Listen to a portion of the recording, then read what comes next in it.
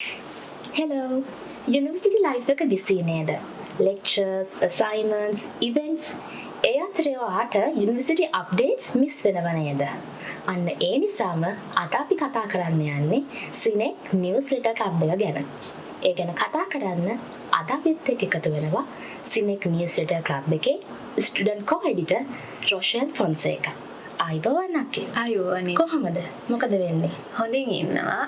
මේ දවස් ටිකේ මම 4th year final year එකේ මගේ studies කරගෙන යන ගමන් ඉන්නේ.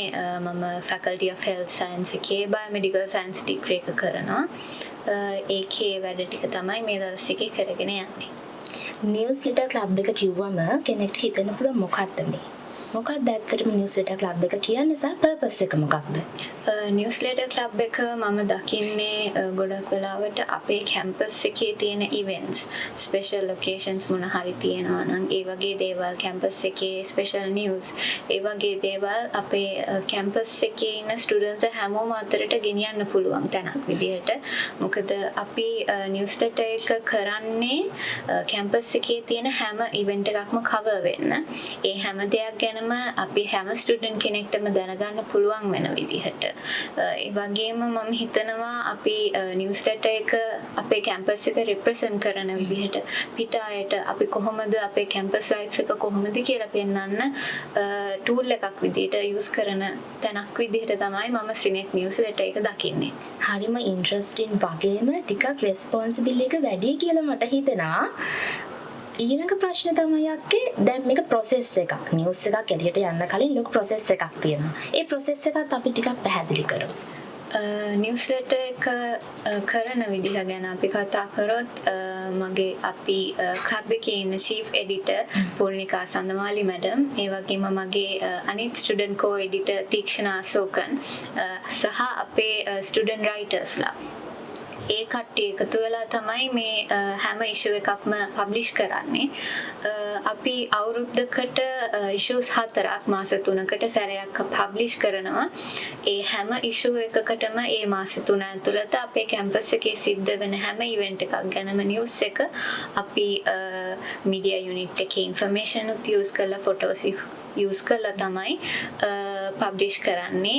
හැම ආටිකල් එකක්ම අපේ ස්ටුඩන්ට් රයිටර්ස්ලා අතින් ලියලා ඒ හැම දෙයක්ම එඩිට් කරලා තමයි අපේ හැම නිවුස්ලෙටර් ආටිකල් එකක්ම පබ්ලිෂ් වෙන්නේ. අක්කේ දැන් ඔයා බයෝමෙඩිකල් සයන්ස් ස්ටුඩන්ට් කෙනෙක්නේ. ඇයි ඔයා මේ වගේ ටොපික් එකක් මේ වගේ ක්ලබ් එකක් තෝරගත්තේ? මම ඉස්කෝලේ යන කාලේ ඉඳන්ම රීඩින් ඇන්ඩ් රයිටින් පැත්තට ගොඩක් කැමති කෙනෙක්. කැම්පස් එකට ආවට පස්සේ මම තෝරගත්ත ස්ට්‍රීම් එකත් එක්ක බයෝමෙඩිකල් සයන්ස් යන්නේ කොහොමත් ඉංග්ලිෂ් සයිඩ් එකත් එක හාත්පසින්ම වෙනස් පැත්තකින් මට උමනාවක් තිබ්බා මගේ රයිටිං පැත්ත සහ රීඩින් පැත්ත වගේම කම්ප්ලීට්ලි වෙනස් වුණත් කන්ටිනියු කරගෙන යන යුනිවර්සිටි එකට ආවට පස්සේ ඒ වෙලාවේ තමයි ඔපචුනිටි එකක් හම්බුනේ නිවුස්ලෙටර් එක ගැන දැනගන්න ලැබුණ නිසා. ඒ ආසාව මත තමයි නිවුස්ලෙටර් ක්ලබ් එකට ජොයින් වුනේ. අක්කේ දැන් අහන් ඉන්න කෙනෙක්ට හිතෙන්න පුළුවන් ලියන රයිටින් පැත්ත විතරද මොනවාද අපි මේකට ජොයින් වුණොත් හම්බෙන ඔපචුනිටිස් කියලා. ඔව් ඒ ඔපචුනිටිස් ගැන කතා කරොත් මම හිතනවා නිවුස්ලෙටර් ක්ලබ් එක ගොඩක් වෙලාවට රයිටින් බේස් තමයි. නමුත් ඒ ස්කිල්ස් හදාගන්නවත් එකම අනිත් අයත් එක්ක කැම්පස් එකේ අලුතෙන් ඇවිල්ලා ඉන්න කෙනෙක් නම් කැම්පස් එකේ සීනියර්ස්ලාත් එක්ක කැම්පස් එකේ ලෙක්චරර්ස්ලා මැනේජ්මන්ට් සයිඩ් එකත් එක්ක කනෙක්ෂන්ස් හදාගන්න ලොකු ඔපචුනිටි එකක් විදිහට මම සිනෙක් නිවුස්ලෙටර් එක දකිනවා. ඒ වගේම ස්පෙෂල් ඉෂුස් කරනවා අපි නිවුස්ලෙටර් එකෙන්. ඒ වගේ දේවල් වලදී ඉන්ටර්වියුස් වලට ගියාම පිට අයත් එක්ක වුණත් කනෙක්ෂන්ස් ගොඩක් හදාගන්න පර්සනල් කනෙක්ෂන්ස් හදාගන්න කොහොමද කරගන්නේ වැඩ කියන තැනට වෙනකම්ම මං හිතනවා හොඳට අත්දැකීමක් අරගන්න පුළුවන් තැනක් කියලා සිනෙක් නිවුස්ලෙටර් එක. ගොඩක් ඔපචුනිටිස් ඒ කියන්නේ තියෙනවා. එතකොට දැන් මේක process එකක්නේ. කලින් අක්ක පැහැදිලි කළා process එක. එතකොට challenges උත් එනවා ඇති. කට්ටියත් එක්ක වැඩ කරද්දී මේක අපි හරි දේ එළියට දෙන්න ඕනේ නිවුස් එකක් දෙද්දී. මොනවාද කියන්නේ හොඳටම අමාරුයි වැටිච්ච challenges මොනවාද? චැලෙන්ජස් ගැන කතා කරොත් නම් මම හිතනවා මුලින්ම නිවුස් එකක් එළියට දෙන එක හරියට කරන්න ඕනේ කියලා. මොකද කැම්පස් එකේ රිප්‍රසන්ටේෂන් එකක් විදියට දකින නිසා ඒ වගේ වෙලාවලදී හැම නිවුස් එකක්ම කරෙක්ට් ඉන්ෆර්මේෂන් එක එළියට දාන එක ලොකු චැලෙන්ජ් එකක්. ඒ හැමදේම හරියට චෙක් කරලා බලලා එඩිට් කරන්න ඕන නිසා. ඒ වගේම මම හිතනවා අපි ඔක්කොම යුනිවර්සිටි ස්ටුඩන්ට්ස්ලා විදිහට අපි කරන ඩිග්‍රී එකත් එක්ක හැම ඩිග්‍රී එකක්ම ටිකක් ඩිමාන්ඩින්.